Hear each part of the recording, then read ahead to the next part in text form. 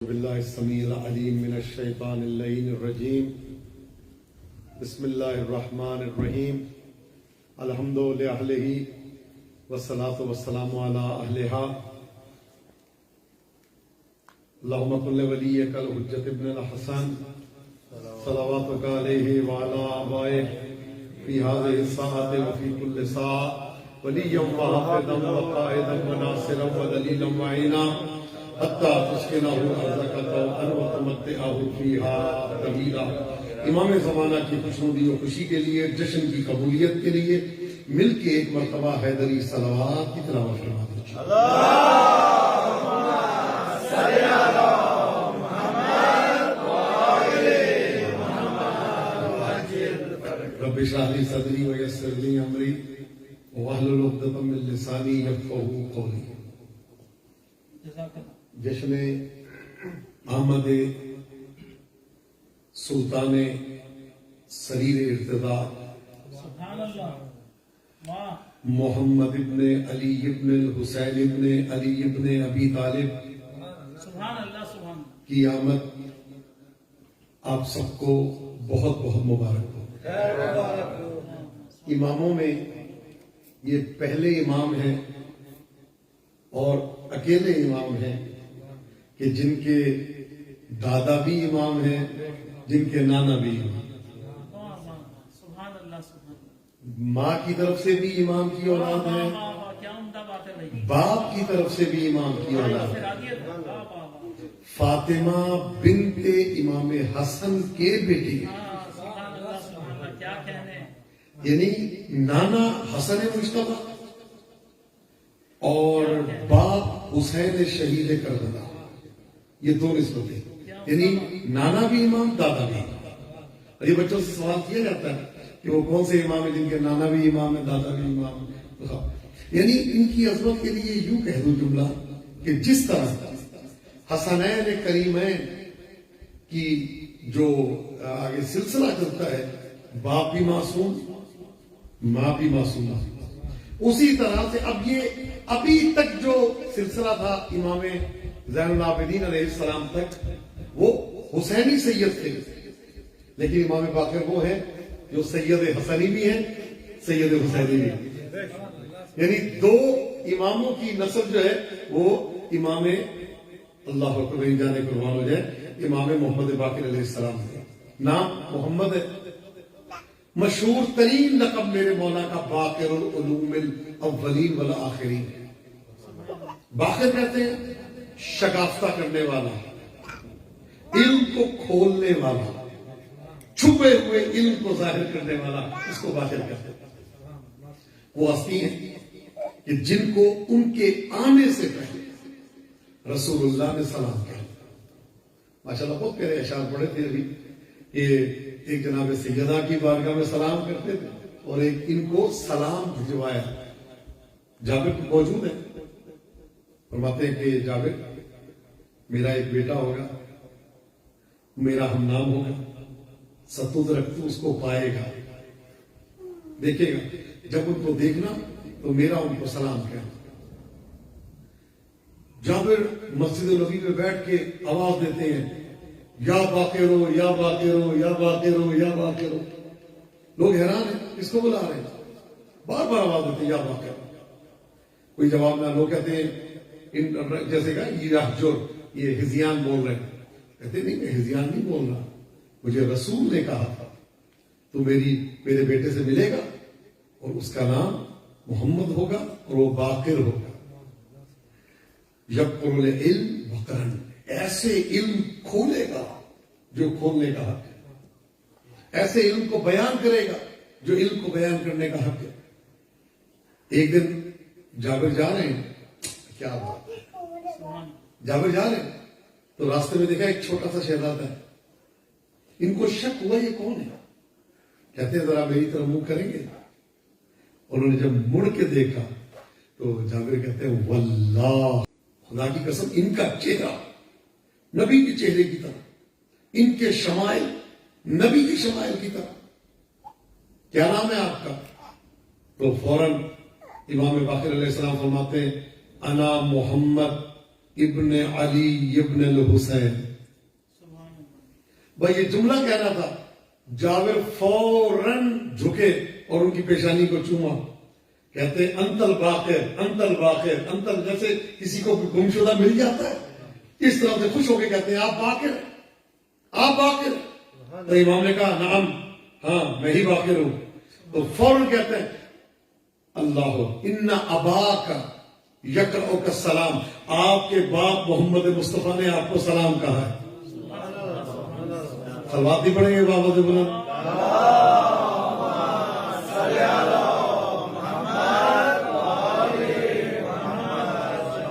آپ کے باپ نے آپ کو سلام کہا ہے. تو فرماتے ہیں کہ میری جانیں قربان ہو جائیں، کہتے ہیں کہ السلام علی رسول اللہ. جواب دے رہے ہیں، جواب سلام آجی. السلام علی رسول اللہ ما قامت السماوات والارض، جب تک آسمان و زمین قائم ہے میرا رسول کے لیے سلام. اگلا جملہ کیا کہا؟ وَعَلَيْكَ السَّلَامُ یا جابر، تجھ پہ بھی سلام ہے جابر. اب کسی گمشدہ کو اس کا عزیز مل جائے اس کو کہاں چھوڑتا ہے؟ کھانا کھانا ہے تو مولا کے ساتھ، پینا ہے تو مولا کے ساتھ، اٹھنا ہے تو مولا کے ساتھ. مولا باہر جا رہے ہیں جابر ساتھ چل رہے ہیں. سب سے طویل ترین سن پانے والے رسول کے اصحاب میں جابر بن عبداللہ انصاری. انہوں نے سب سے پہلے کربلا کے ظاہر بھی ہے. ایسے ہی ہے جابر بن عبداللہ انصاری، جہاں جا رہے ہیں جابر مولا کے ساتھ. ایک عجیب جملہ. جابر مولا کہتے ہیں جابر چلو کربلا چلتے. امام باقر علیہ السلام کہتے ہیں جابر کربلا چلے. کربلا کی طرف روانہ ہوئے. کیا بات ہے. کربلا پہنچے اور جا کے سلام کیا. جابر تمہیں پتا یہ کون سی جگہ؟ روضۃ من ریاض الجنہ، جنت کے باغوں میں سے ایک باغ ہے یہ. سبحان اللہ سبحان اللہ. اگر کوئی دشمن آئے گا بھی تو وہ جنت کو نہیں پائے گا، وہ جہنم کو پائے گا. ان کی محبت میں جو آئے گا، ان کی معرفت کے ساتھ آئے گا، اس کو جنت ملے گی. سبحان اللہ. قرآن کیا ہے؟ فیہ شفاء و رحمۃ للمؤمنین. قرآن شفا و رحمت ہے کس کے لیے؟ مومنین کے لیے. ولا یزید الظالمین الا خسارا. ظالم جتنا قرآن پڑھتا ہے اتنا نقصان ہوتا ہے. آپ کہیں یہ کیسے ہو گیا؟ قرآن نقصان دیتا ہے. کمال. ہمارے پاکستان میں اور دوسرے مقامات کو مشہور ہے. بالکل ٹھیک ہے آپ کے ادھر حافظ قرآن پڑھنا شروع ہوتا ہے چشمہ لگ جاتا ہے. تھوڑا زیادہ پڑھا اینک بڑی آ گئی. پورا حافظ قرآن ہوا آنکھیں چلی گئی. میٹرک کی کتاب آپ کو اندھا نہیں کرتی، ایف اے کی کتاب آپ کو اندھا نہیں کرتی، بی اے کی کتاب آپ کو اندھا نہیں کرتی. قرآن جو نور ہے یہ کیسے اندھا کر رہا ہے؟ تو اس کا مطلب یہ ہے کہ ظالم اگر پڑھے گا تو وہ نابینا ہی ہوگا، اور اگر عاشق پڑھے گا تو اس کے دل کا نور بھی بڑھے گا، آنکھوں کا نور بھی بڑھے گا. جابر کمال. جابر یہ کربلا ہے. بھوک لگ رہی ہے تمہیں؟ جابر بن عبداللہ انصاری امام باقر سے کہتے جی مولا اگر کچھ مل جائے. امام کا اب جملہ یہاں سے میں لے کے آنا چاہتا ہوں. امام کا نام ہے، بعض کہتے ہیں لقب ہے، نام ہے امام کا باقر العلوم، یبقر العلم، علم کو کھولنے والے. علماء نے 9 وجہ بیان کی ہے کہ امام کو باقر العلوم کیوں کہتے ہیں. پہلی وجہ شق بطون العلم، علم کے پیٹوں کو چاک کر کے مولا نے بتایا اس کا مطلب کیا ہے. پہلا شق. دوسرا فتح مخازن العلم، علم کے خزانوں کو امام محمد باقر نے کھول کے رکھ دیا. یہ دوسری وجہ. تیسری تبحر فی دقائق العلم، علم کی باریکیوں کو امام محمد باقر علیہ السلام لوگوں کے سامنے بیان کیا.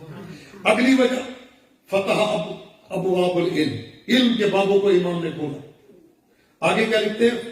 فتح علوم النبیین، انبیاء کے علم کہ جو مخفی تھے، چھپے ہوئے تھے، امام محمد باقر نے اس کو بیان کیا.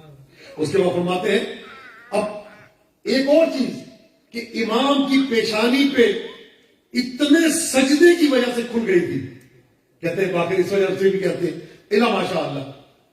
بات یہ ہے امام نے علم کی نشر و اشاعت کی اپنے زمانے میں. اس کی ایک وجہ یہ ملتی ہے عاشق بنتے ہیں بڑے، ہم ایسے عاشق ہیں، ہم ایسے عاشق ہیں. رسول اللہ کے جانے کے بعد پہلا ظلم جو ہوا وہ کیا ہوا؟ حدیث پڑھنے میں پابندی لگا دی گئی. کوئی یہ جملہ نہیں کہہ سکتا تھا کہ رسول نے یہ فرمایا ہے اور یہ حدیث، یہ بس قرآن کو کچھ نہیں پڑھنا. کیا ہوا؟ فرقے بنتے گئے، دین کی تباہی ہوتی گئی. تدوین حدیث پہ پابندی تھی. ہاں دشمنی اہل بیت میں کوئی پڑھے کوئی منع نہیں تھا. انا مدینۃ العلم پڑھنے پہ پابندی. ضربت علی یوم الخندق افضل من عبادت الثقلین پڑھنے پہ پابندی. یا علی لحمک الحمی دمک دمی پڑھنے پہ پابندی. من اراد ان ينظر الى آدم فی علمہ والى نور فی فہمہ پڑھنے پہ پابندی. فضائل نہیں پڑھ سکتے تھے. دلیل کیا تھی کہ جب یہ حدیث پڑھی جائے گی قرآن کے ساتھ تو حدیث اور قرآن مکس ہو جائیں گے، پتہ نہیں چلے گا قرآن کیا حدیث کیا. حالانکہ یہ سب جو عربی دان ہیں وہ بھی جانتے ہیں عربی کی عبارتوں کے درمیان میں قرآن کو رکھ دیں، قرآن الگ بولتا ہے کہ میں قرآن ہوں. جن کو اتنی معرفت نہیں تھی انہوں نے کہا کہ نہیں حدیث پڑھنی ہی نہیں. نتیجہ یہ ہوا. اب ایک جملہ بتاتا ہوں. کاظم ساروکی ان کی کنبے قبر ہے حرم بی معصومہ کے باہر، اور تمام مراجع کی ان کے بارے میں تائید ہے. یہ کیا ہے؟ دیہاتی تھے، دیہاتی تھے. ان کو صبح کے ٹائم یہ 72 امامزادے ایک جگہ پہ دفن ہے، وہاں پہ یہ تھے. تو کیا دیکھا کہ ایک شخصیت آئی، ان کو بڑا شوق تھا قرآن پڑھنے کا. انہوں نے ان کو اپنے سینے سے لگایا، سینے سے لگایا. اس کا نتیجہ یہ ہوا لمحے میں طرفت عین میں یہ پورے قرآن کے حافظ تھے. اور کون تھے؟ کوئی اور نہیں، بقیت اللہ الاعظم امام زمانہ صلی اللہ تعالی.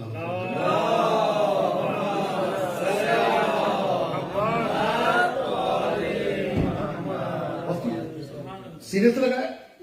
آیت اللہ بورجردی نے ان کا امتحان لیا. آیت اللہ نجفی مرشی بڑے بڑے مراجع جو تھے ان کے پاس کاظم ساروکی کو لے کے آئے کہ اللہ ان کا امتحان نہیں. یہ کہتے مجھے امام نے حفظ قرآن دی ہے. امتحان.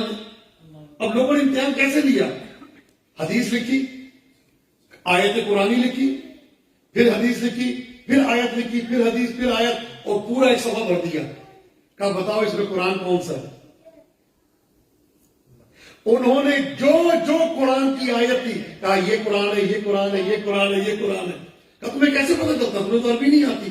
کہا مجھے نہیں پتا، جو قرآن کی آیتیں ہیں ان میں سے نور نکلتا ہے. تو عاشق اہل بیت تو تبھی تو اس کو پتا چلے گا قرآن کیا ہے، حدیث کیا ہے. کمال کی بولتے یہ ہے. حدیث پڑھنے پہ پابندی. اچھا حدیث پڑھنے میں پابندی، لیکن سیدہ کو حق سے محروم کرنے کے لیے حدیث پڑھی جا رہی ہے. کمال نہیں ہے. اور پھر یہاں پہ حدیث اور سیدہ نے آیتیں پڑھی، آیتوں کو نہیں مانا جا رہا کہ کون نبی کس کا وارث بنا، کون کس کا وارث بنا. الا ماشاء اللہ حدیث پڑھنے پہ ٹوٹل پابندی لگا دی گئی تھی. یہ پابندی لگتے لگتے امام باقر کے زمانے تک آئی. اس وقت ایک بادشاہ بنی امیہ کا، لیکن بنی امیہ میں بہتر کہہ سکتے ہیں لیکن یہ نہیں کہہ سکتے حق پہ، کیونکہ حق کے امامت اہل بیت کا ہے. نام ہے اس کا عمر بن عبدالعزیز. یہ بادشاہ تھا، خلیفہ تھا.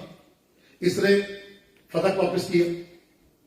اس نے مولا علی پہ جمعے کے خطبے میں لعنت کی جاتی تھی، وہ اس نے بند کروائی. اس نے حدیث پڑھنے کو رسمن رائج کیا امام باقر کے زمانے میں کہ حدیث پڑھو. ادھر یہ جملہ اس نے کہا. اور ایک اور چیز اس کی تھی کہ جو بھی کوئی اس کے پاس آتا تھا آگے کوئی جملہ نہیں کہتا تھا مجھے. اچھا لعنت کیسے بند کروائی اس نے مولا علی پہ؟ ایک ممبر جمعے کا خطبہ، درمیان میں مولا علی پہ لعنت. اور یہ اس زمان 80 سال ممبروں سے. آج دنیا کہتی ہے علی کا ذکر نہ کرو. ہمارے علی کو ممبروں سے گالیاں دی گئی. آج ہم علی نہ کریں تو پھر کیا کریں؟ ہماری پہچان علی ہے، ہمارا اٹھنا علی ہے. ہمیں مارتے نماز کی سجدے کی وجہ سے نہیں مارتے کہ نمازی ہے مارو، کہا نہیں اس کے دل میں علی ہے مارو. کیسے چھوڑ دیں علی کو؟ میسا بن عمار اگر چھوڑ دیتے ہم بھی چھوڑ دیتے.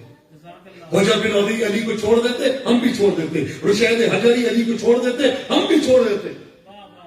امام حسین کربلا میں اگر کہتے ٹھیک ہے، کہا تیرے باپ کی دشمنی میں، حسین نے کہا ٹھیک ہے میرے باپ کی دشمنی میں آؤ، حسین کھڑا ہے.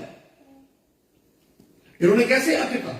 توجہ، انہوں نے ایک منصوبہ بنایا مولا علی پہ لعنت کو ختم کرنے کا. 80 سال سے چلی آ رہی تھی، مولویوں نے ایسے ماننا تھا. ملتا ہے کہ ایک بندہ پیش نماز خطبے کے دوران مولا علی پہ لعنت کرنا بھول گیا، باہر گیا، روڈ پہ اس کو یاد آیا، اوہ میں نے جمعے میں یہ لعنت نہیں کی. کہا اس جگہ مسجد بناؤ اور اس مسجد کا نام رکھنا مسجد الذکر، مجھے اللہ کا ذکر یاد آیا. کہاں پہ؟ روڈ پہ مسجد بنی. اس کو ختم کرایا عمر بن عبدالعزیز نے امام باقر کے زمانے. کیسے؟ ایک عیسائی یہودی کو کہا کہ تم بھرے دربار میں جب علماء بیٹھے ہو میری بیٹی کا رشتہ مانو. کاش کے وقت ہوتا تو میں آپ کو بتاتا. آج امام باقر کے حوالے سے وہ چیزیں لایا کہ جو آپ تصور نہیں کر سکتے. 9 سے 10 کتابوں کے مطالعے کے بعد یہ میں آج کے جیسے پڑھ رہا ہوں آپ کے سامنے، جو میں نے لائبریریوں سے نکالی. اب وہ صورت حال کیا ہوئی؟ اس نے کہا تم میرا رشتہ، بیٹی کا رشتہ ماننا. وہ بھرے دربار میں آ کے کہتا مجھے آپ کی بیٹی سے شادی کرنی ہے. تو یہ کہتا ہے کہ بھئی ہمارے مذہب میں غیر مسلمان کو بیٹی نہیں دے سکتے. تو فوراً وہ کہتا ہے تو پھر رسول نے اپنی بیٹی کیوں دے دی؟ تو کہا کس کو دی؟ کہا جی علی کو بیٹی نہیں دی. تو عمر بن عبدالعزیز کو، وہ تو ہمارے خلیفہ ہیں، چوتھے خلیفہ ہیں ہمارے. تو کہا اگر خلیفہ ہے تو پھر لعنت کیوں کرتے ہو؟ دیکھیں کہا اگر تو خلیفہ، کہا اگر تو خلیفہ ہے تو ان پہ لعنت کیوں کرتے ہو؟ اس نے بڑے دربار میں اعلان کیا اس کا جواب دو نہیں تو سب کی گردن کاٹ دو. آج سے کسی ممبر سے اگر علی کے خلاف بات ہوئی وہ نہ مؤذن زندہ رہے گا نہ پیشوا زندہ رہے گا. اس دن سے رسمن جو ہے یہ، اور پھر ان اللہ یامر بالعدل والاحسان کی آیت کو وہاں پہ ایڈ کیا گیا وہ لعنت کی جگہ. تو یہ ختم کی. اور یہ جب بھی کوئی آتا تھا اس کے پاس عمر بن عبدالعزیز کے، اللہ جانے کہ بنی امیہ کے خاندان سے ایسا عاشق اہل بیت امام باقر کے زمانے میں کہ کوئی آ کے اس کے سامنے مولا علی کا ایک شعر پڑھتا تھا، 100 درہم دینار ایسے بانٹتا تھا شعر پڑھنے والے. جو غلطی ہے اس کا جرم یہ ہے کہ امام موجود تھے. حق یہ تھا اس کو امام کو آتا اور آگے کہتا ہے یہ آپ کا حصہ ہے، آپ کی خلافت ہے، آپ نے کام سارے کیے لیکن خلیفہ بن کے خود بیٹھا. یہ اس کا جو جرم تھا وہ یہ تھا کہ اہل بیت کو حق نہیں دیا.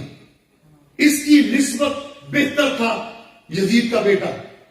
جب اس کو حاکم بنایا گیا اس نے کیا کہا کہ میں حقدار نہیں ہوں، اس خلافت کے حقدار امام سجاد علیہ السلام. ہمارے اچھا تو یہ ہوا. تو اس زمانے میں جب علم کی اجازت ملی اب امام باقر نے علم کو نشر کرنا شروع کیا. جب پابندی ختم ہوگی حدیث پڑھنے پہ امام باقر کہتے ہیں میرے دادا نے نانا نے یہ جملہ کہا، میرے دادا علی نے یہ کہا، اور ایسا علم نشر کیا. راوی بیان کرتا ہے کہ 1000 سے زیادہ طالب علم تھے امام باقر کے، جن میں سے ہر ایک کی زبان میں یہ فتنہ تھا مجھ سے امام باقر نے یہ کہا، مجھ سے امام باقر نے یہ کہا، مجھ سے امام باقر نے یہ کہا. یہ سلسلہ علم کا چلا، فقہ کو بیان کیا ایسے. یعنی جب علم کی باریکیوں کو کھولا، جو ظاہر علم تھا اس کو نہیں، باطن علم کو امام نے بیان کیا.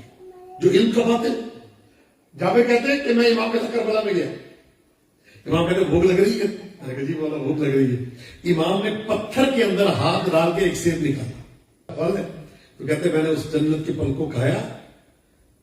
جابر کہتے ہیں میں نے ایسی خوشبو کبھی سونگی تھی. 40 دن تک نہ مجھے بھوک لگی نہ مجھے واش روم جانے کی ضرورت پیش آئی. امام ایک شخص آیا امام کی خدمت میں، کہاں سے؟ افریقہ سے. امام کے پاس آیا اور آ کے مولا کو سلام کیا. مولا نے علیکم السلام کہتے ہیں. علم کے باطن کو امام نے بیان کیا. اس کو سلام کرنے کے بعد کہتے ہیں یہ بتاؤ راشد کا کیا حال ہے؟ نہ امام افریقہ گئے نہ راشد افریقہ سے یہاں آیا. مولا کہتے ہیں راشد کا کیا حال ہے؟ کہا مولا بالکل ٹھیک ہے, آپ کو سلام کہہ رہا ہے. مولا کہتے ہیں اللہ اس پہ رحمت نازل کرے. کہا مولا کیا مطلب؟ کہا وہ تیرے جانے کے 2 دن بعد وہ دنیا سے چلا گیا. کہا مولا بالکل ٹھیک تھا, نہ بیمار تھا نہ کچھ تھا. تو مولا کہتے ہیں کیا مرنے کے لیے بیمار ہونا ضروری ہے؟ کیا مرنے کے لیے ضروری ہے انسان بیمار ہو بخار ہو تبھی مرے گا؟ اور مولا نے پھر کہا, جابر کہتے میں نے سوال کیا مولا یہ بتاؤ, وسیع نے سوال کیا مولا یہ بتائیں وہ کیسا تھا؟ مولا کہتے کان یحبنا اہل بیت, ہم اہل بیت کا محب تھا, ہم اہل بیت کا عاشق تھا, ہم اہل بیت کا شیعہ تھا. ہمارا جانے والا دنیا میں کہیں چلے جائے ہمیں پہلے اس کی اطلاع ہوتی. جابر کہتے ہیں کہ مولا کے پاس آیا, آگے کا مولا کچھ پیسے چاہیے. مولا کہتے ہیں درہم نہیں ہے میرے پاس. بعض اوقات کیا ہوتا ہے بچہ کہتا ہے میں نے موٹر سائیکل لینا ہے, پیسے رکھے ہوئے اکاؤنٹ میں, باپ کیا کہتا ہے بیٹا پیسے نہیں ہیں. ایسے ہی ہے کہ پتہ یہ بلنگ کرے گا اور یہ چلائے گا, ہو سکتا ہے کچھ مسئلہ ہو. بعض اوقات نہ دینے میں مصلحت ہوتی ہے لیکن اس مقصد کے لیے نہیں. کہا نہیں. شاعر اہل بیت ابن سکیت آئے مولا کے پاس, امام باقر کے پاس. آگے کہتے مولا میں نے آپ کی شان میں قصیدہ لکھا ہے, سناؤں؟ مولا کہتے سنا. انہوں نے قصیدہ پڑھا. مولا اپنے غلام کو کہتے ہیں کمرے میں جانا, وہاں پہ ایک سونے کے سکوں کی تھیلی پڑی ہے وہ لے آنا. سکوں کی تھیلی ہے, مولا نے اس کو دے دی ابن سکیت کو. ابن سکیت نے تھیلی دیکھی, کہتے مولا یہ قصیدہ اور بھی لکھا ہے. مولا نے کہا سناؤ. اس نے دوسرا قصیدہ سنا ہے. مولا نے خادم سے کہا وہیں پہ ایک تھیلی اور نظر آئے گی وہ لے آئے, لا کے وہ بھی رکھ دی. اب تیسری دفعہ پھر کہتے مولا ایک قصیدہ اور بھی سنا دوں. مولا نے کہا سناؤ. مولا نے کہا تھیلی لے آؤ. تیسری تھیلی. کتنے؟ 30,000 دینار. تو ابن سکیت نے تینوں تھیلیاں اٹھا کے مولا کے قدموں میں رکھ دی. کہا مولا ایک تو ہم مسکرا کے دیکھیں. مولا مسکرائے. کہا مولا مجھے بس یہی چاہیے. مولا میرے پیسے کا کیا کرنا, مجھے تو امام باقر کی خوشنودی چاہیے. مولا مجھے آپ کی خوشنودی چاہیے. مولا مجھے آپ کا دیدار چاہیے. مولا ایک مہربانی کر دے, مجھے اپنا لباس دے دے, اپنی قمیض دے دے, تاکہ جب میں دنیا سے جاؤں میں وصیت کروں کہ اس قمیض میں مجھے دفن کیا جائے. مولا نے کہا. پھر مولا نے جابر کو کہا, یہاں پہ 2 احتمالات ہیں, جابر جوفی یا دوسرے. مولا نے کہا کہ ساتھ والے کمرے میں دیکھو کچھ ہے وہاں پہ. گئے جا کے دیکھ کے کہا مولا کچھ بھی نہیں. مولا نے کہا یہ تھیلیاں واپس رکھاؤ. غلام سے کہا اس کمرے میں تھیلیاں واپس رکھ دی. مولا نے کہا اب جا کے دیکھو.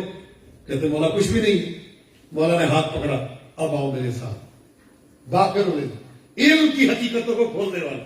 مولا نے وہاں جا کے پاؤں مارا زمین پہ, زمین پھٹی اور ایک اونٹ کا سر نکلا جو سونے سے بھرا ہوا تھا. پورے گولڈ کی زنجیریں اور کیا کیا اس پہ تھی. مولا نے کہا نگاہ کرو. اب جو آگے نگاہ کی تو ایک سونے کا سمندر ہے جو چل رہا. مولا کہتے ہیں یہ سارے خزانے ہمارے نانا کے پاس اللہ نے آسمان سے چابیاں بھیج دی تھی ہمارے نانا کے لیے, لیکن میرے نانا نے تواضع اور انکساری کو اپنا پیشہ بنایا. جس طرح ہمارے نانا نے تواضع کو چنا ہے, ہم نے بھی تواضع کو چنا ہے. تو ہمارا چاہنے والا ہے یا نہیں, تو بھی تواضع کیا ہے. یہ امام باقر. ایک شخص تھا شام کا رہنے والا, شام کا رہنے والا ایک شخص. وہ امام باقر کی ہمیشہ مجلس میں آیا کرتا تھا. مولا کا درس وہ آتا تھا. دیکھیں بتا یہی ہے نا, جس کا ذکر ہو, جس کی محفل ہو, اسی کا ذکر ہونا چاہیے. وہ ہمیشہ مولا کی بارگاہ میں آتا تھا, لیکن امام باقر کے منہ پہ کہتا ہے میں آتا ہوں آپ کے پاس, لیکن نہ آپ مجھے اچھے لگتے ہیں, نہ آپ کے باپ اچھے لگتے تھے, نہ آپ کے دادا اچھے لگتے تھے, نہ آپ کا خاندان اچھا لگتا ہے, لیکن میں آتا ہوں. آتا تھا مولا کے پاس. ایک دن نہیں آیا, اور جب اس کا کیفیت ایسی ہوئی, اس کی نزاکت ہے, اس نے وصیت کی کہ میرا جنازہ امام باقر علیہ السلام پڑھائے گا. کیا دیکھا, کیا سنا, کیا سمجھا. کہتے جنازہ وہ پڑھائیں گے. میں نے بڑے اپنے مفتیوں کو دیکھا ہے, کوئی اتنا بڑا عادل نہیں ہے جتنے بڑے امام باقر, وہ میرا جنازہ پڑھائیں گے. یہ کہہ کے مر گئے. ظاہر لوگ آئے مسجد میں امام کی عبادت کر رہے. کہا مولا وہ ہمارا مر گیا ہے, اس کی جنازہ پڑھانی ہے آپ کو. مولا نے کہا صبر کرو میں نماز پڑھوں. رات کو نماز شروع کی, تہجد ہو گئی. کہا مولا وہ جنازہ, صبر کرو نماز فجر پڑھ لی. کہا مولا وہ جنازہ کا وہ زندہ ہے. کون گیا؟ یقول العلم, علم کو کھولنے والے. مولا کہتے وہ زندہ ہے. کس نے کہا وہ مر گیا؟ وہ زندہ. جاؤ دیکھو. اس کو ہو گیا تھا سکتہ, وہ سکتہ ہو گیا تھا. میں چلتا ہوں. امام گئے, امام نے آ کے اس کے منہ پہ ایسے ہاتھ پھیرا, اٹھ کے بیٹھ گیا. امام نے کہا مرا نہیں تھا, بلا وجہ غسل دے کے اس کو دفن کرنا چاہتے تھے, زندہ ہے. اس دن کے بعد کہتا ہے آج کے بعد میں اعلان کرتا ہوں اشہد ان علی وانت علی اللہ. یہ اس طریقے سے اپنے عمل کے ذریعے مولا امام نے دین کو بیان کیا, علم کو بیان کیا. باقی انشاءاللہ تعالیٰ پھر کبھی اگر ہوگا موقع تو میں بیان کروں گا کہ کس طریقے سے مولا نے کیا کیا امام باقر کے زمانے میں کیا کچھ شریعت کا بیان ہوا. ایک جملہ سن لیں اور آپ کی زحمت تمام کہ امام نے جہاں پہ فقہ بیان کی, دین بیان کی, اسلام کو بیان کیا, وہاں مولا نے بیماریوں کا شفا بیان کیا. امام نے فالج کا علاج بتایا. امام باقر علیہ السلام نے اگر کسی کو فالج کا پیرالائز ہو جائے, بدن اس کا بالکل فالج زدہ ہو جائے, امام باقر نے اس کا علاج بتایا. وقت نہ گنجائش تھی لیکن ایک جملہ کہہ دوں. امام باقر کہتے ہیں اگر تمہیں کبھی درد ہو, کبھی تکلیف ہو, پریشانی ہو تو پریشان نہ ہونا. ظہر کی نماز کے بعد 10 مرتبہ قبلے کی طرف متوجہ ہو کے یا اللہ کہنا, تمہاری پریشانی دور ہو جائے. میں اس جشن کی آپ سب کو, امام زمانہ کو مبارکباد پیش کرتا ہوں.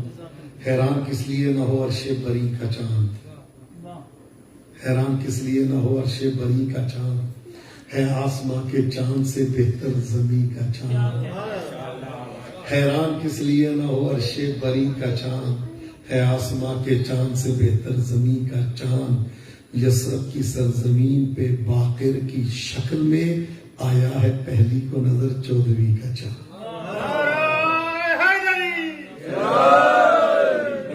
ہمارے اس جشن کو قبول فرما, سب کی پریشانیوں کو دور فرما.